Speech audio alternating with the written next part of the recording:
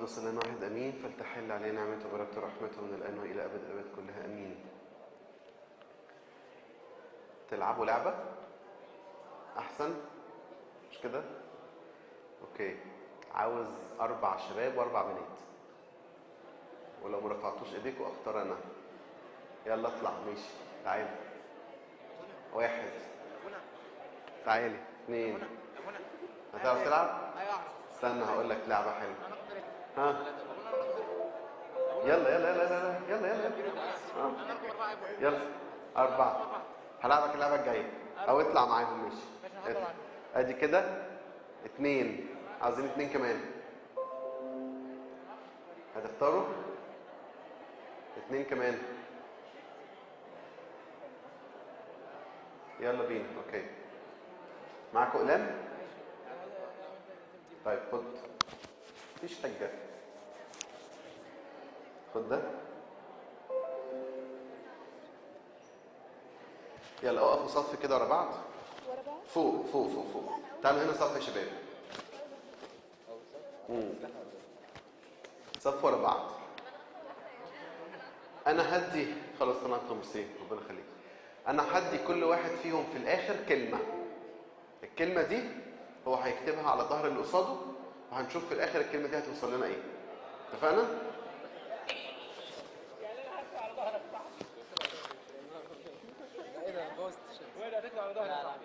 لا انت لف كده، اقف انت قدام هنا. انت خليك وراه، انت وراه. لفوا بس مع بعض زي ما انت. حتى على ظهره هو. يلا بينا.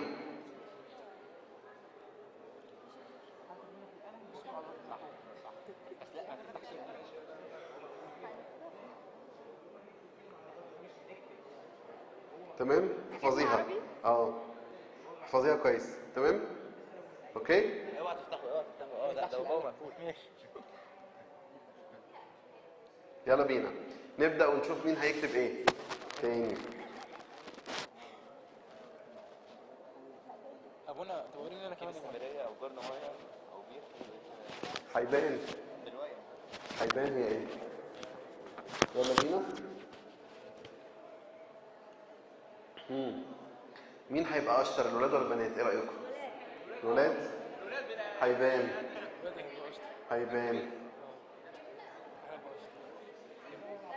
ساعدوا في القدام. ساعدوا في القدام. طب انا حد يكتب على ظهري حاجه ولا مش انا هكتب على مين بقى؟ انت هتقول الكلمه اللي كتبوها بقى. ماشي. يلا بينا. مش عارف تاني يعني ده ايه؟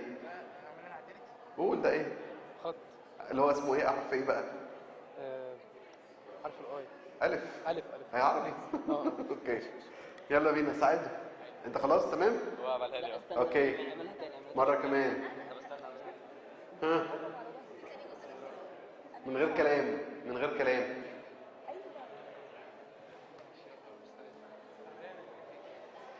هنشوف دلوقتي حالا مين اللي هيتكلم ومين اللي هيبتدي ايه يشوف القصه دي.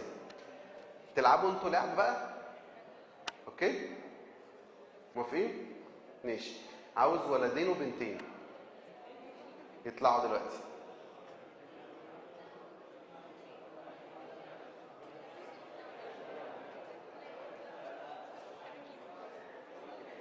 يلا بينا لغايه لما هم يوصلوا.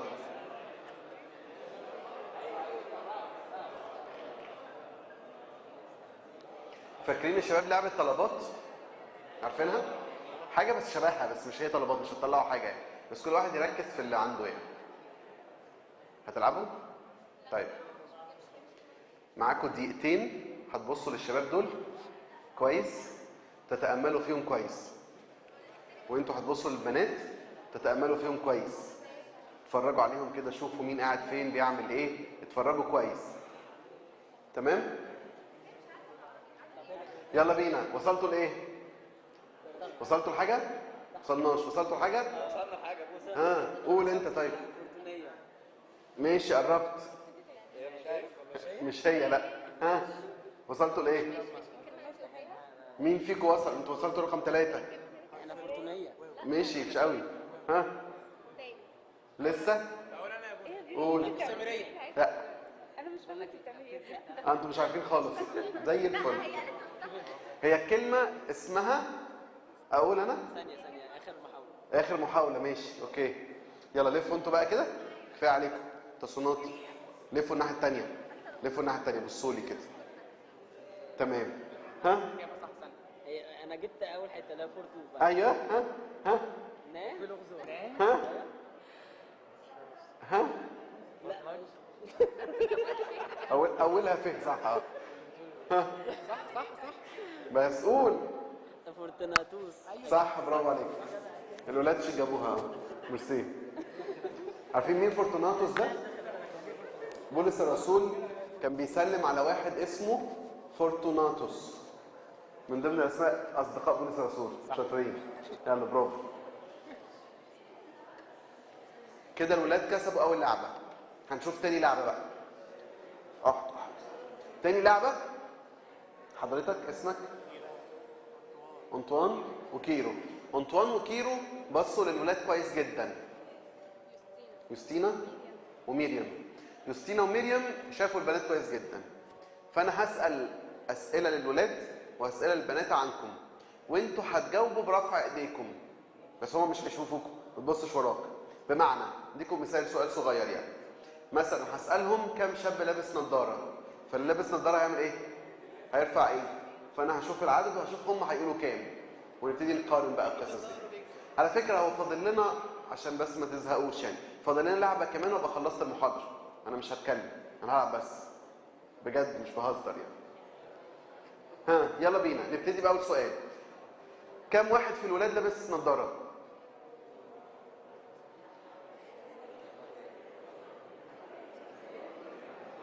قول رقم ويم. ها 20.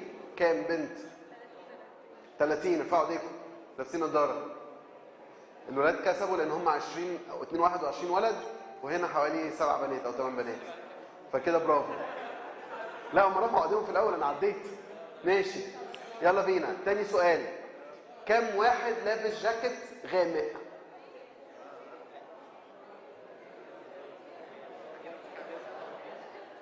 ها ارفعوا ايديكم عالي. ها ارفعوا ايديكم عالي يا شباب. يلا بينا. كام؟ 15. 15. ارفعوا ايديكم عالي. 15 بالظبط. البنات 2 4 6 8 10 12 14 16. ماشي يبقى كده زي بعض. ماشي طيب. كم واحد لابس تيشيرت ابيض؟ بنات ارفعوا ايديكم. كم واحد؟ ها 5. ارفعوا ايديكم عالي يا شباب. كم واحدة؟ 7. لا الولاد يكسبوا، هم حوالي 6 ولاد و12 بنت. تمام. اخر سؤال. اخر سؤال. كم واحد لابس تيشيرت برتقاني؟ رقم. مفيش. 0. في واحد وفي واحدة. جميل. اوكي. طوبي هي رفع ايديها. بس هو لابس برتقاني. برافو عليك. بس الولاد كسبوا برضه، معلش كده المره دي هارد لك يعني. اتفضلوا تعبناكم. فاضل لعبه كمان نلعبها ولا نقول اللعب الاول؟ نلعب الاول. نلعب الاول. طيب اوكي ماشي. عاوز ولد وبنت. تعالى خليهم شباب النهارده. وبنوته. انت لعبت قبل كده خلاص. لا واحد بس بيلعب. يلا تعالى. مين بنوته؟ حد طلع؟ مين تلعب؟ اختار انا.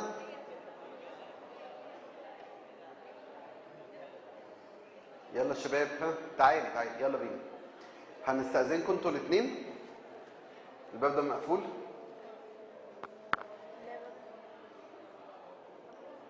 طيب اطلعوا بره خالص، بره الكنيسه. استنونا بره دقيقه واحده.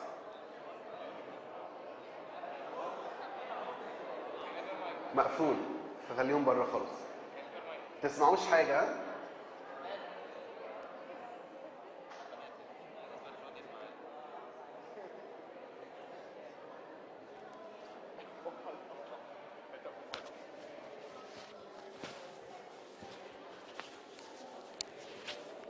استنوا بقى عشان ايه؟ انت اسمك ايه؟ قوم وقف. هيبقى معاه ده. اوكي؟ استلم. ها.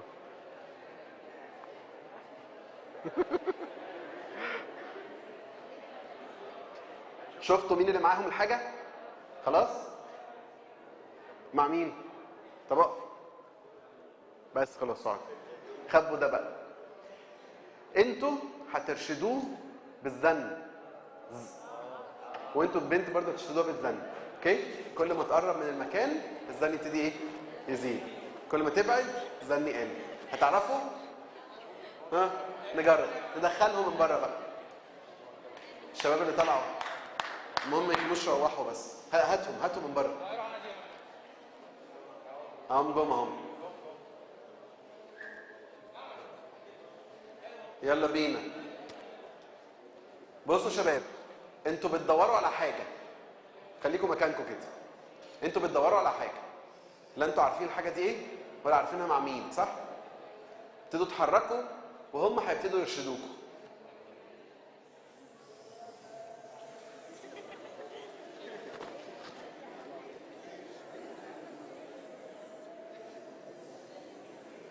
اتحركوا عشان تشوف هي وصلت ولا وصلتش. خشوا وسطيهم. لفوا خشوا وسطيهم كده. قربت بعدت مش عارفين انتوا بتوصلوا فين.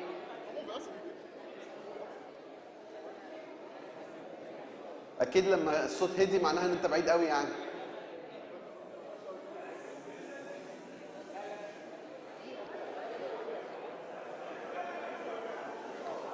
البنات بتزن برضه.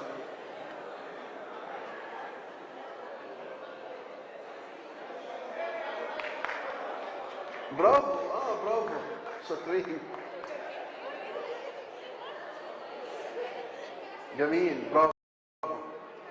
البنات وصلوا ولا لسه؟ شاطر. عرفت لوحدك ولا هغشوك؟ لوحدك. برافو. شاطرة. برافو. المفروض البنات في الزن بتكسب، ده الطبيعي يعني، صح؟ تمام. ميرسي. شطورة. طيب بس خلاص احنا خلصنا المحاضرة، خلصنا اللعبة. اتفقنا؟ ما ينفعش؟ عايزين تفهموا احنا لعبنا ايه؟ هو احنا لعبنا المحاضرة بس، فانا هشرح لكم كلمتين كده وخلاص. بس ركزوا. يعني معانا مثلا حوالي 10 دقايق كمان. اوكي؟ مركزين؟ لعبة الزن خلصت. مش عايزين صوت. طيب. اوكي. اول لعبة طلعوا بدأوا يعملوا ايه؟ يكتبوا على ظهر اللي قصادهم، مش كده؟ بس الكلمة كانت صعبة شوية فما عرفوش يوصلوا. الولاد عرفوا. تاني لعبة ان هما قوة الملاحظة يبتدوا يشوفوا ايه اللي عندكم او ايه الملاحظة اللي موجودة عشان خاطر يبتدوا يجاوبوا الأسئلة. أظن لو كانت الأسئلة اتقالت لهم قبل ما يبصوا عليكم كانوا عرفوا الإجابات. لكن لأن هم عرفوا الأسئلة بعد ما شافوا فكانت النتيجة إن هم ما عرفوش إيه؟ أغلب الإجابات. ثالث لعبة هي لعبة إيه؟ الزن. دول الثلاث أسباب الكبار اللي بيخلونا ما نشبعش بربنا وندور في العالم على أي حاجة تروينا. ما عندناش غير الثلاث أسباب دول. راجعوا نفسكم كده في كل حياتكم هتلاحظوا إن هم الثلاث أسباب دول. إيه هم الثلاث أسباب دول؟ نمرة 1 الجهل بنفسي. أنا مش عارف أنا أساساً مين؟ أنا إيه قيمتي؟ أنا مش عارف ده. فبالتالي بدور عليه بأي صورة بره. ربنا بيحاول يشاور لي، بيحاول ينبهني، بيحاول يخبط على باب قلبي كتير، بس في الاخر انا مش فاهم. في حركه بحسها. انا واثق ان كل حد في حضراتكم بمجرد ما روح البيت في يوم من الايام كان بيشعر انه في صوت بيقول له لو سمحت انت محتاج تصلي. انا متاكد من ده مليون في الميه. جالك احساس كده، جالك حاجه من جواك بتقول لك ابعد عن المكان ده، ابعد عن القصه دي، او قرب شويه، او انت بقالك كتير ما تناولتش، او انت بقالك كتير ما صليتش. انا واثق ان كلكم حسيتوا الاحساس ده، بس ممكن جدا ما كنتش انتبهت له. مش فاهم في احساس كده في لحظه من اللحظات بتوصل لمرحله ان انت مخنوق. مش كلنا بنحس الاحساس ده؟ قايم الصبح مالكش مزاج ولا حاجه، متضايق، مخنوق، مقفول، وتبتدي تسال نفسك هو انا مقفول ليه؟ هو انا مخنوق ليه؟ وتبتدي تدور على حاجه كتير جدا تعملها، وتلاقي كل ما بتعمل حاجه بتتخنق اكتر، بتزهق اكتر. كم واحد حس الاحساس ده؟ جميل، حلو. يعني مش بتكلم في الهوا، يعني وصل لكم الاحساس ده. وتبتدي تقوم تقول يمكن عشان قربت الامتحانات، بس انا عادي، ما كل مره الامتحانات قربت. يمكن عشان مش عارف فلان تعبان، يمكن عشان كذا. طب انا هحاول اقرا، اجي اقرا افتح الكتاب ازهق، اتخنق، اقفله. طب هقعد على الموبايل، اقعد على الموبايل مخنوق برضو، مش راضيه تفك القفله دي. شويه كمان اقول لا، طب هتفرج على فيلم، طب هسمع موسيقى، طب هسمع اغاني، طب هنزل لصحابي، هتصل بحد بالتليفون. اعمل مهما اعمل ويفضل برضو نفس الاحساس موجود يوم، يومين، 3، لغايه لما تتلهي شويه، تنسى، وفي الاخر تقول ايه، اهي عدت.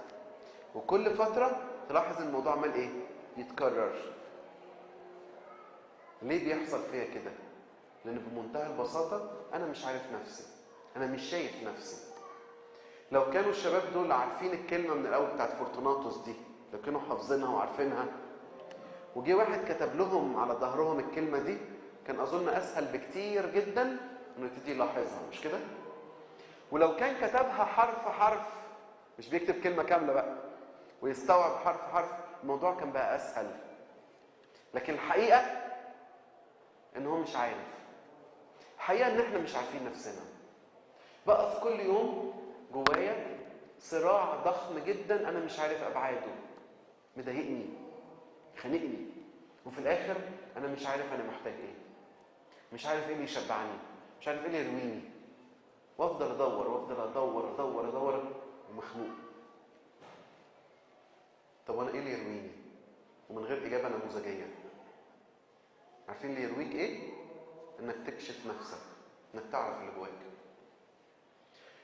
عشان كده لما المسيح اتكلم مع السامريه كان مهم جدا انه يطلع اللي جواها. خلي بالكم، هي في الاول بدات تهرب، بتجري. اباؤنا سجدوا في هذا الجبل وانتم تقولون السجود في اورشليم. متدينه قوي حضرتك يعني؟ عندك اسئله دينيه قوي محتاجه تساليها النهارده؟ هو ده الاحتياج بتاعك؟ اكيد لا. طب امال هي سالت السؤال ده ليه؟ عشان تهرب، مش عاوزه تكشف نفسها، مش عاوزه تقعد تطلع اللي جواها. مع ان اول احتياج عندنا كلنا انك لازم تبقى فاهم نفسك، عارف ايه اللي جواك، عارف ايه اللي يفرحك وايه اللي يضايقك، عارف ايه مواهبك. يقول النضج ان انا اعرف نفسي. عشان كده لو انتوا عاوزين تتجوزوا في يوم من الايام، امتى اقدر اقول انك جاهز تتجوز؟ ساعات كتير بنقول ايه؟ لما الاقي الطرف اللي قصادي، لما الاقي الشخص المناسب. طيب الجمله دي جمله خادعه. عارفين ليه خادعه؟ لانه بمنتهى البساطه كلمه مناسب دي، مناسب لايه؟ ليا، صح؟ عارفين النضج في البدايه ان انا اكون عرفت نفسي. طول ما انت مش عارف نفسك انت عايش تايه. طب اعرف نفسي ازاي؟ نمرة 1، لازم لك قعدة يومية تقعد فيها تحط الرؤية بتاعتك وتحط التفاصيل اللي انت عايزها، تقعد مع نفسك. السامرية كانت بتهرب من القعدة دي، بتهرب حتى من مقابلة الناس. مش عاوزه حد يكلمها، مش عاوزه حد يكلمها في اي حاجه، بتهرب. وزي ما قلت لكم وقفت قدام المسيح، حتى مع المسيح في الاول بدات تعمل ايه؟ تهرب. تهربي من ايه؟ تهرب من القعده مع نفسها. لا يمكن هتشبع ولا يمكن هترتوي الا لما تاخد فتره تقعد فيها مع نفسك. المسيح يقول لها اعطيني لاشرب، اول حاجه تقول له ايه؟ كيف تقول لي اعطيني لاشرب وانت رجل يهودي وانا امراه سامريه؟ مش عايزه تكلم نفسها، مش عاوز تقعد، عاوز تهرب. النهارده العالم بكل وسيله وبكل طريقه بيزق انك ما تقعدش مع نفسك. عارفين لدرجه ايه؟ تسمعوا عن الكولتون؟ الكولتون ده بيعمل معمول ليه؟ ليه في كولتون؟ ايوه بالظبط. ليه بقى؟ عشان العالم خايف للحظه من اللحظات ان الفتره بتاعت الرنه دي تبقى مده 30 40 ثانيه. ال 40 ثانيه دول احسن تقعد فيهم مع نفسك. يقول لك لا انا حتى الوقت ده لازم اسرقه. هعمل لك ايه؟ كولتون صغير. الالجوريزم بتاعت الفيسبوك معموله بطريقه انه حتى لو الفيسبوك اوف لاين وانتوا عملتوا ريفرش مش هيطلع لك نفس الحاجه. صح؟ ليه؟ عشان لو طلع لك نفس الحاجه احتمال تزهق، ولو زهقت احتمال تقفله، ولو قفلته هترجع تقعد مع نفسك، وده كارثه بالنسبه للعالم. عشان انت سلعه، السلعه دي ما ينفعش تقعد مع نفسك فيها. طب انت بقى مش سلعه بالنسبه للعالم ولا سلعه بالنسبه لنفسك، يبقى مطالب كل يوم انك تقعد مع ايه؟ مع نفسك. لو عملت ده انت حليت اللعبه الاولانيه. هتفهم ليه انت متضايق، وهتفهم ازاي تتبسط، هتفهم ايه اللي ناقصك وهتدور عليه. ده الصح، ده المطلوب. اوكي؟ دي اللعبه الايه؟ الاولانيه. يبقى هنتعلم منها ان لو سمحت اعمل ايه؟ اقعد مع نفسك. لازم كل يوم ليك نص ساعه كده، تلت ساعه مبدئيا تقعد فيها مع ربنا، تقعد فيها مع نفسك وتقيم اليوم النهارده مشي ازاي. المشاعر بتاعتي بتاعت النهارده دي حسيت بايه؟ صدقوني مفتاح النجاح بتاع حياه اي انسان النص ساعه دي، ومن غيرها انت هتعيش طول عمرك عمال تسابق ولا حاجه، بتجري ومش عارف ايه اللي بيجري وراك، وتخلص الكليه وبعد الكليه تشتغل وتتجوز وتخلف وتعمل كل ده، وانت في الاخر بتقول انا مش لاقي نفسي، انا مش عارف اشبع. دي الكارثه. تاني لعبه كانت ايه؟ فاكرين؟ ملاحظات. مسيح حب انه يرمي حبه ملاحظات للسامريه عشان يوريها فين الشبع الحقيقي. قال لها الاول اعطيني لايه؟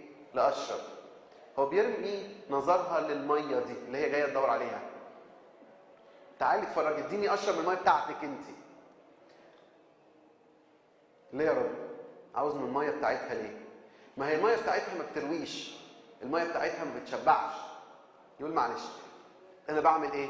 بلفت نظرها للنقطه دي.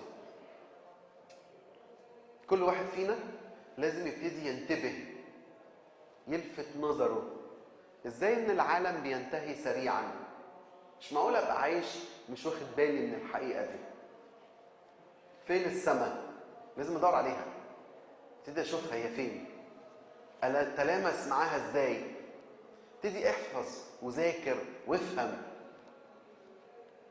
المسيح لما سالته المراه السامريه اباؤنا سجدوا في هذا الجبل وانتم تقولون ان السجود في اورشليم، ما طنش السؤال. عارفين بس شاور على ايه؟ بدا يقول لها نفس الملاحظه. يقول لها صدقيني ليس السجود فين؟ لا في هذا الجبل ولا في اورشليم، ولكن الذين يسجدون لله يسجدون لله بايه؟ بالروح وايه؟ والحق. والآب طالب مثل هؤلاء الساجدين له. بيشاور لها على ايه؟ على الاثنين دول، على الروح وعلى الحق. طب النهارده بقى من يملك الحق؟ مين يقدر يقول انا واقف على ارض صلبه في الايمان بتاعي؟ حتى على فكره من ضمن الاساسيات بتاعه الحياه السليمه انها تكون مبنيه على ايمان سليم، عشان الايمان ده الارض الصلبه اللي انت بتقف عليها. ده اللي بيدي لك شكل الهويه بتاعتك. طب انا لو الايمان بتاعي مهزوز، في اسئله كتير انا بهرب منها، مش بقى ادور عليها، هتبقى النتيجه ايه على طول؟ طول حياتك انت تايه مش شبعان، مهما حصل تفضل خايف. يبقى لو سمحت من النهارده لا، اهتم انك تذاكر، اهتم انك تدور، اهتم انك تعرف الاجابات دي. بيلاطس لما وقف قدام المسيح بيكلمه كده، بيقول له عن الحق. عارفين بيلاطس سأله سؤال مهم جدا، عارفين قال له ايه؟ قال له ما هو الحق؟ ايه هو الحق؟ تتخيلوا الاجابه كانت المفروض تبقى ايه؟ الاجابه المسيح المفروض يقولها له، يقول له ايه؟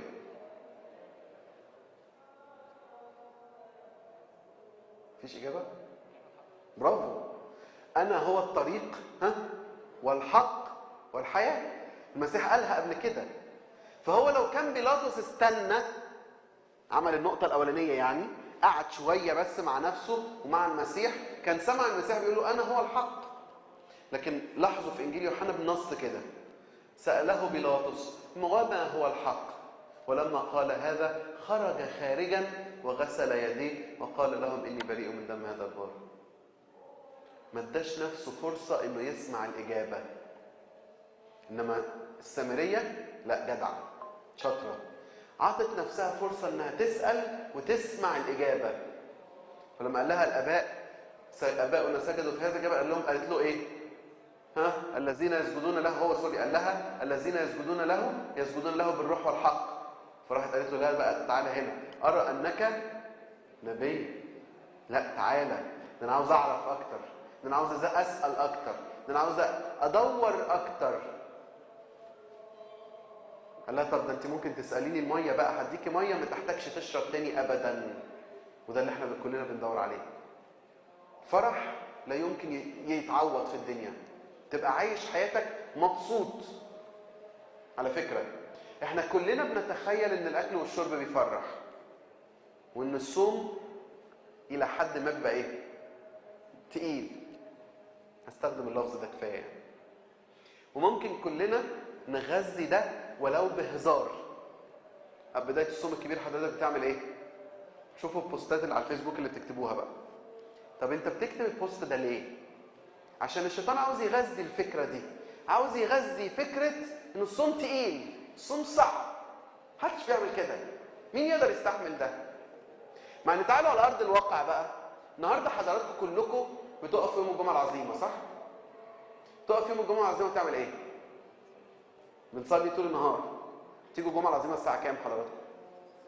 6 الصبح، 7، 8، ما بتلاقيش مكان كمان، صح؟ دي حقيقة. طيب بتيجي الصبح تعمل ايه؟ ولا حاجة، انت طول النهار واقف بتصلي، ما تعملش ولا حاجة تانية. طيب وتيجي الكنيسة تقول لك معلش احنا هنحط لك حبة مطانيات. كم مطانية؟ 400 مرة. طيب هو الطبيعي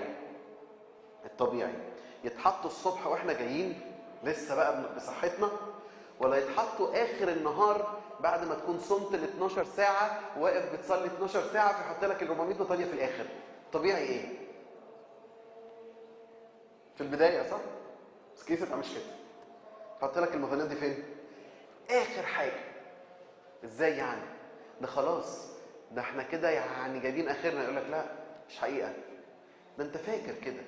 لكن الحقيقة الصوم اللي انت صومته طول النهار والصلاة اللي انت صليتها طول النهار تديك قوة تبقى واقف في المطانيات دي. تفرجوا على الشباب بقى بيعملوا ايه. الشباب دول هم اللي في بداية الصوم كتبوا الصوم تقيل واللحمة هتوحشنا ومش عارف ايه. هم دول وقف بعد ما اتغذى بالكنيسة، بعد ما اتغذى بالصوم، بعد ما اتغذى بالصلاة، واقف بيعمل 400 مطانية. بتعملوا مطانيات انتوا؟ شوفوهم، صح؟ على الاقل خالص واقف كل مره بتقول له رب ارحم يا رب ارحم، وتخلصهم شكلك عامل ايه؟ فرحان، متعزي، شبعان. ازاي ده حصل؟ ما انا فهمت، انا عرفت، انا دقت، انا جربت. يبقى لو سمحت، تاني نقطه، اول نقطه كانت تقعد مع نفسك. تاني نقطه محتاج من حضرتك تدوق، تسال، تجرب. ما تقعدش مع الكتاب المقدس ومع المزامير ان انت عاوز تقعد كل مرة اخلص الواجب اللي عليا. وانت بتخرج كل مره مش شبعان. وانا اعطيتكم مثال، الكنيسه بتحضروا لينا بطقس حلو جدا في مشبع لكل واحد الجمعه العظيمه. بس تخيل بقى لو كل قعده مع الكتاب المقدس طلعت انت فرحان، هتحس انه فعلا لما المسيح يقول ليس بالخبز وحده يحيى الانسان بل بكل كلمه تخرج من فم الله، تبقى حاسس فعلا ان الكتاب المقدس ده حياتك، فتبقى متشوق جدا تروح تشبع بيه. عارفين لما ده يحصل ايه اللي هيحصل جواك انت؟ مفيش حاجه في الدنيا تزعلك، هتلاقي نفسك مش فارق معاك ولا حاجه الا انك تشبع بكلمه ربنا، ودي موجوده معاك كل يوم لان ربنا عطيلك رسالته كل يوم. فبالتالي تحصل مشاكل في الكليه ومشاكل في الشغل ومشاكل في البيت ولا فارق معاك، انت فوق المستوى ده خالص، انت شبعان. النفس الشبعانه تعمل ايه؟ تدوس العسل.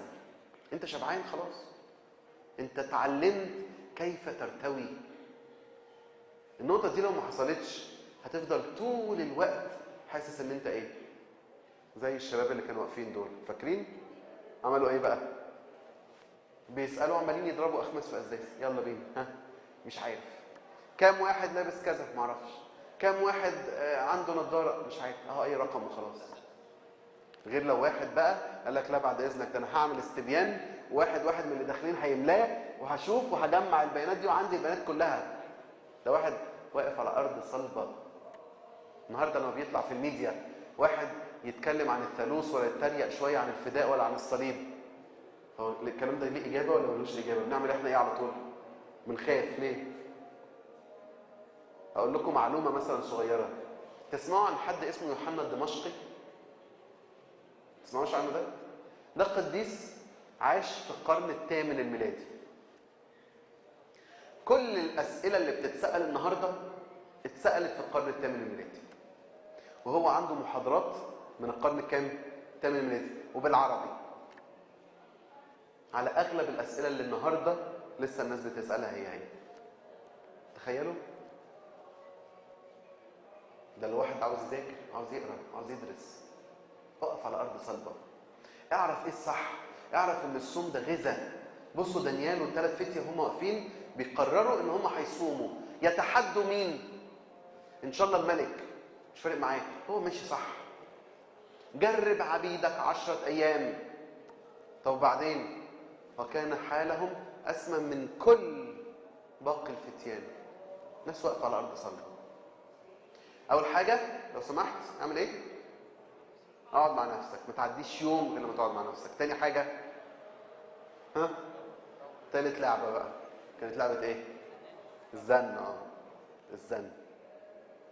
واحنا ماشيين في الحياه ربنا بيبعت لنا الصوت ده، يبتدي ينبهنا، يقول لك ده في سم، ده في حياه، ده في موت. المسيح قال كده لو تبصوا لما موسى اتكلم مع الشعب ربنا قال لهم ايه؟ ها انا ذا واضع امامك طريق الحياه وطريق الموت، فاختر الحياه لكي تحيا. طيب في كنيسه لاوديكيا اللي في الاخر خالص، المسيح لما وقف بيكلم ملاك الكنيسه دي قال له اشير عليك ان تشتري مني ذهبا مصفى. يعني ايه اشير؟ يعني بدي لك مشوره، بدي لك راي، ولو سمحت اعمل ايه؟ اسمعه. الولد والبنت اللي طلعوا بصراحه كانوا شاطرين، جابوا الحاجه بالظبط عشان سمعوا صوت الزن ده، عرفوا ينتبهوا للقصه دي، مع ان هم ما كانوش عارفين هم بيدوروا على ايه ولا فين، بس انتبهوا للصوت. طب النهارده بقى حضرتك وحضرتك بتنتبهوا للصوت ده؟ النهارده لما يجي لك صوت جواك كده يقول لك لو سمحت دلوقتي وقت ان انت تقف تصلي، تنتبه للصوت ده؟ لما يجي يقول لك بلاش الخطيه دي، بتنتبه للصوت ده؟ خلي بالكم الصوت ده مشبع جدا. لما وقفت السامريه قدام المسيح فراح بيقول لها اذهبي وادعي زوجك، هي فهمت. في صوت عارفين ردها من جوه كده، قالت له لا معلش، ما اقدرش اسميه اللي في البيت ده، ما اقدرش اسميه زوج. الصوت عمل فيها ايه؟ فوقها، قالت له ليس لي زوج. فراح رد عليها على طول قال لها ايه؟ حسنا قلت أنه ليس لي زوج. يلا بينا طلع لي جواكي بقى. لأنه كان لك 5 أزواج والذي معك الآن ليس هو زوجك. هذا قلت بالصدق. قالت له لا أرى أنك مسيا. ألعلك المسيح؟ لأن المسيح لما هيجي هيعمل إيه؟ هيقول لنا اللي احنا عملناه. انتبهت. هيرودس كان يريد أن يرى يسوع. وديكوا قانون كده احفظوه. أي حد عاوز يشوف المسيح هيشوفه. زكا أراد أن يرى يسوع. المسيح عمل إيه؟ قال له أنا أجي لك لغاية البيت. سمعان الفريسي اللي بيدين المسيح عزمه قال له أجي لك لغاية البيت. هيرودس كان يريد أن يرى يسوع. عارفين النتيجة عملت إيه؟ أقول لكم عمل إيه؟ ربنا راح موقف المحاكمة. قال لبيلاطس اركن أنت على جنب شوية كده. أروح لفين؟ لهيرودس. هيرودس غير إيه في مجريات المحاكمة؟ ولا حاجة. ولا حاجة. راح لهيرودس راح مرجعه فين؟ لبيلاطس. طب يا رب ليه وقفت اليوم مخصوص؟ ده يوم زحمة، ها؟ ده يوم الجمعة العظيمة. ليه وقفت المحاكمة مخصوص عشان تروح تشوف هيرودس؟ عشان كان عايز يشوفه. هيرودس كان عايز يشوف. كان يريد أن يرى يسوع من هو. فالنتيجة ربنا هيروح له. بس هي النقطة بقى لما راح له انتبهت، فوقت، عرفت انت واقف قدام مين؟ لا، هو كان يريد أن يرى إيه؟ معجزة، آية فقط. هو مش عاوز يشوف المسيح. السؤال بقى اللي بسأله لكل واحد فينا النهاردة، انت جاي هنا النهاردة تعمل ايه؟ وانت لو جاي تشوفه 100% انت شفته. فاكرين تلاميذ أنبا بشوي لما قالوا له احنا عاوزين نشوف المسيح، اشمعنى انت اللي طول النهار بتشوفه؟ قال لهم ايه؟ بكرة الصبح هيظهر لكم. قاموا الصبح كل واحد رايح على الجبل عشان يشوف المسيح. فاكرين القصة دي؟ النتيجة ايه؟ كلهم عدوا عليه ولا واحد انتبه. اتأكد النهاردة انك لو انت جاي تشوفه فانت 100% هتشوفه. بس هي السؤال بقى، هتنتبه للصوت ده؟ هتنتبه للإحساس ده؟ هتنتبه للي ربنا عايزه منك ولا لأ؟ ولا انت حاطط ربنا في نمط معين، في قالب معين، هو ده اللي انت عايزه؟ ما انت ممكن تكون جاي بتصلي النهاردة عشان انت عايز ايه؟ انا عايز كذا. لو روحت من غيره متضايق، ما عبرنيش، ما شفتوش. السامرية كانت عايزة ايه من المسيح؟ واقفة قدام المسيا اللي هي عرفت ان هو المسيا. طلبت منه ايه؟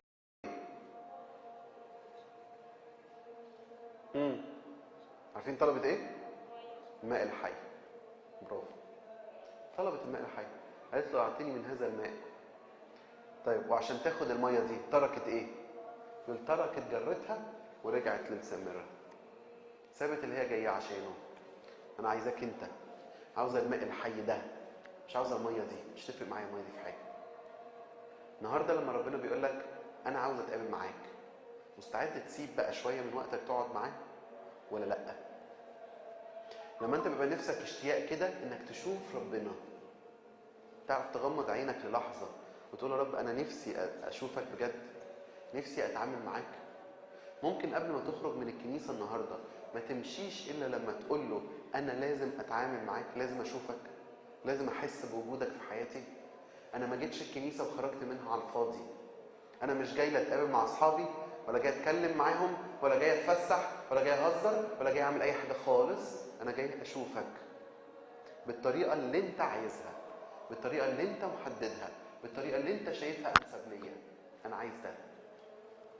اللي شاطر هو اللي يعرف ما يخرجش من الكنيسة الا لما يتكلم معاه، الا لما يقابله. واللي مش هيعمل كده هيعدي عليه. وكان جميع العابرون يستهزئون به. واظن ما كم من الناس اللي بتستهزأ حتى بالقعده اللي انتوا قاعدينها دي.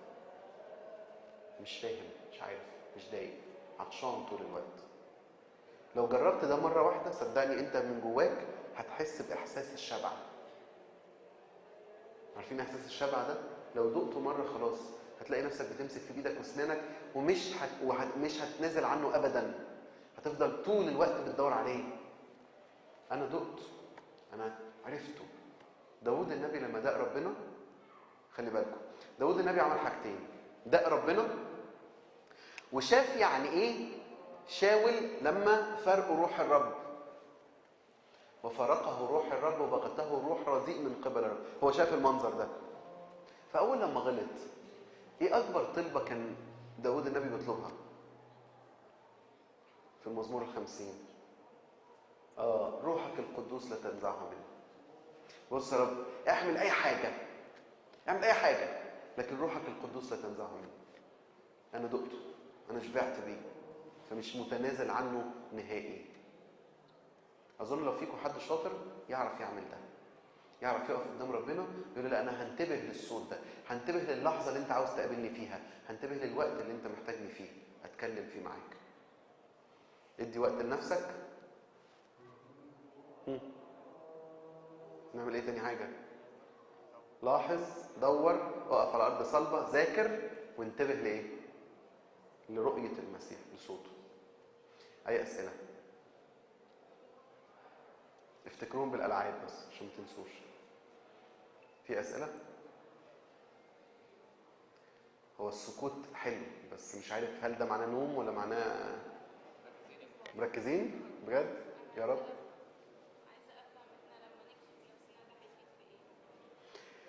لما انا هكشف نفسي هعرف المرض اللي جوايا، هعرف الاحتياج بتاعي، فهعرف اشبعه صح.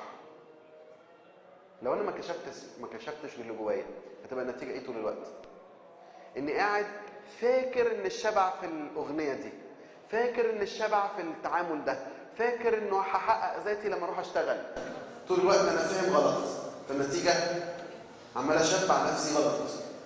طب انا لو قعدت مع نفسي حقيقي وكشفت اعماقي انا جوايا، هكتشف ان الحاجه الى واحد، هفهمها، هعرف اشبع نفسي ازاي، هعرف ان الشغلانه دي وسيله مش هدف.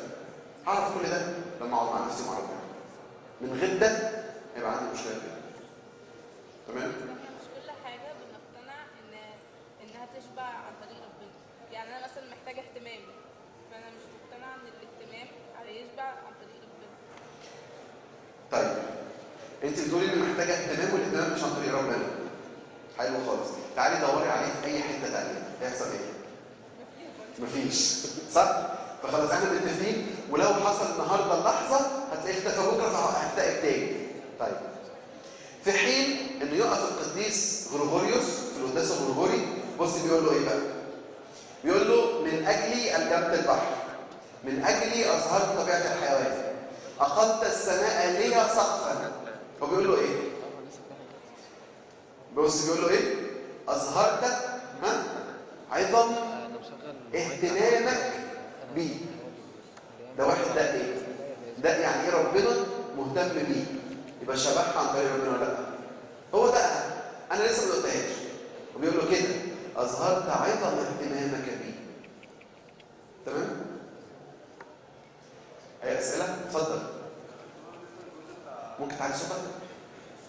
بتتكلم في انه لعبه الاول؟ اخر لعبه ماشي.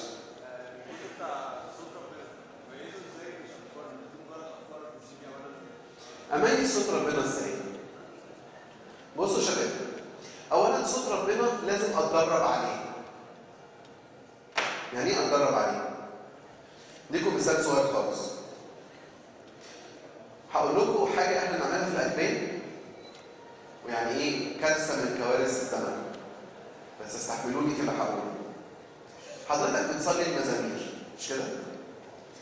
وتصلي المزمور الاول والثاني والثالث، وبعد ما تخلص المزامير خلصت الانجيل وبتقطع تقفل الاجبيه وتعمل ايه بقى؟ تبدا تصلي. صح؟ مش ده اللي بيحصل؟ وكأن الحته بتاعت الاجبيه دي ايه؟ فرض بتصليه، وبعد كده ابتدي انا اعمل ايه؟ انا اصلي بقى. فلا اتمتعت بالاجبيه ولا عرفت اصلي. طب الاجبيه دورها ايه الاساسي؟ اديكم مثال صغير كده عشان تفهموه كويس. عارفين طرزان؟ مين اتفرج على فيلم طرزان؟ ولا هو اقدم منكم؟ كان على ايامنا حاجه كبيره قوي طرزان كرتون ده. عارفينه؟ حلو خالص. طرزان بيتكلم ازاي؟ زي القرود. زي القرود. ليه؟ ده الصوت اللي سمعه طول حياته. صح؟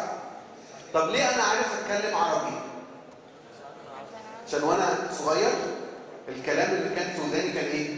عربي، فعرفت حتى الحنجره بتاعتي تنطق حروف مفيش حد في العالم بيعرف ينطقها. عارفين حرف ايه؟ حرف العين. محدش عارف ينطق ده. والضاد والخط. صح؟ طيب تخيلوا بقى انه في حروف في لغات تانية في الالماني واليوناني عندهم حروف احنا ما بنعرفش ننطقها عشان ما سمعناش واحنا صغيرين. طيب دور الاجبيه تعمل ايه بقى؟ يقول لك دور الاجبيه انها بتسمعك الصلاه. فوانت بتتكلم هتلاقي نفسك بتعمل ايه؟ انت بتصلي، عارف تصلي لانك سمعت الصلاه. فوانت بتصلي طوبى للرجل الذي لم يسلك في مشورة الأشرار. أنت سمعت الكلمة دي دخلت على ودانك دربتك. أنا بتكلم إن هعمل إيه؟ دربتك. فلما اتدربت بدأت تقف، طب يا رب وأنا ليه واقف في مشورة الأشرار؟ على فكرة يا رب الموضوع بتاع امبارح ده هو كان مشورة أشرار أنا ما خدتش بالي وأنا ما خدتش التطويبة دي، فأرجوك يا رب لو سمحت لما يتكرر الموضوع تاني نبهني بطريقة أفضل عشان أنا نفسي في التطويبة دي، عشان نفسي أسمع طوبى للرجل الذي لم يسلك في مشورة الأشرار. يبقى الأجبية دربتني إني أصلي. بنفس المنطق الكتاب المقدس. أنا بسمع وبقرأ الكتاب المقدس وبذاكره وباكله. باكله يعني بجتهد إني أحفظ وبجتهد إني أفهم وبجتهد إن كل كلمة تتقال أحفظها. بجتهد في ده. طيب مرة مع مرة مع مرة هتلاقي نفسك بتعمل إيه بقى؟ بدأت تتميز. لا ده هو صوت ربنا. أصلا أنا كنت بسمعه كل يوم في الكتاب المقدس فده صوته. ودي فكرتي أنا، ودي فكرة مش من ربنا خالص. حصل ده إزاي؟ لما اتدربت. طب النهارده أنا عاوز في يوم وليلة أميز أو يحصل الآتي. أنا لا بصلي ولا بصوم ولا أي حاجة خالص، وأجي في لحظة من اللحظات قررت أنا أسافر ولا أقعد في مصر؟ مش عارف. أو هخش أنا كلية أو هشتغل أنا شغلانة، فهاجي أعمل إيه بقى؟ هصلي وأصوم ولا رد اديني صوتك؟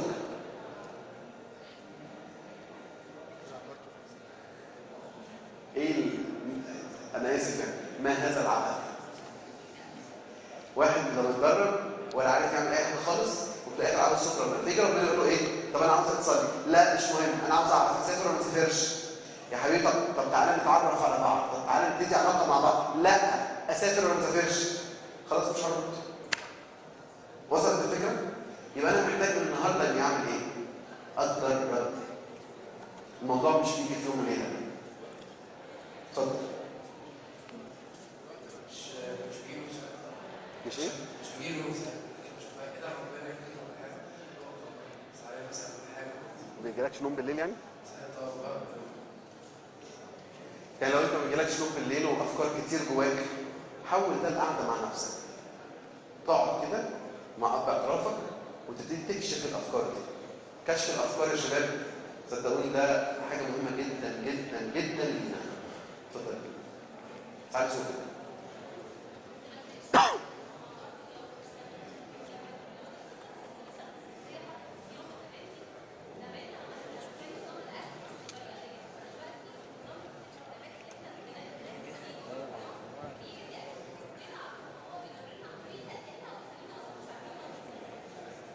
لو دي حقيقة فانت بتصلي ازاي جمعة عظيمة؟ لو دي حقيقة فازاي ان الناس في القداسات بتاعت الصوم الكبير بتحب القداسات اللي متأخرة وتبقى صحتها أفضل؟ يبقى انت جواكي طاقة انت مش عارفاها. استغليها. صح؟ لو احنا يعني لو جاست ان انا صدقت ده فكون جوايا طاقة بقيت عارفان اتحرك بيها خلاص انا زي الفل. يبقى انا بتكلم صح بقى. وصلك الفرق؟ لا بصوا بلاش تفكروا يعني هكلمكم حتى سيبكم من الروحيات خالص، هتكلم كطبيب. ماشي؟ هو مش في ناس فيجيتيريان؟ الامينو اسيدز مين فيكم كلية طبية؟ حلو خالص. الامينو اسيدز الاسنشال اللي بناخدها من اللحمه موجوده فين؟ في اكله مصريه خلاص؟ لا فيها كل ال10 اسنشال امينو اسيدز اللي موجوده ومش لا حيوانيه. ايه؟ برافو. كشري.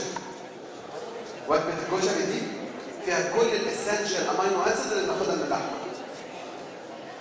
يبقى لما اكل صح في الصيام دي حاجه مش وحشه طبيا بقى بره اي قصه. تمام؟ اوكي. ايه اسئله كمان؟ اتفضلي.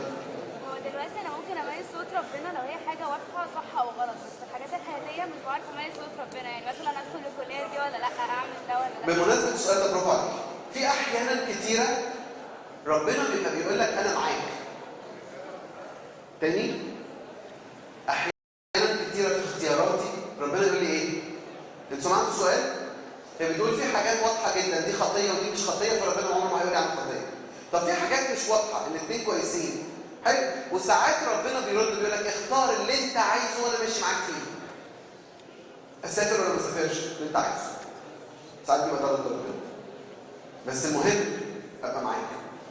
طيب هو الموضوع ده بيكون متعلق بس بأبديتي فعشان كده بيبعدني عن الطريق ده، ولا ممكن كمان في حياتي العمليه مثلا؟ لا، لو في حاجه متعارضه مع ابديتك ربنا لازم هيبعدك. ايوه. لكن لو مش متعارض مع ابديتك هيقف معاك في اختياراتك. واحد اختار انه يتجوز واحده، ده اختياره ولا اختيار ربنا؟ اختياره هو، صح؟ امال هو عاوز ايه؟ بيصلي ليه؟ عشان ربنا يبقى معاه في اختياراته. لكن في الاخر هو اختيار مين؟ اختياره هو. وصلت الفكره؟ كل سنه وانتم طيبين. طولت عليكم معلش.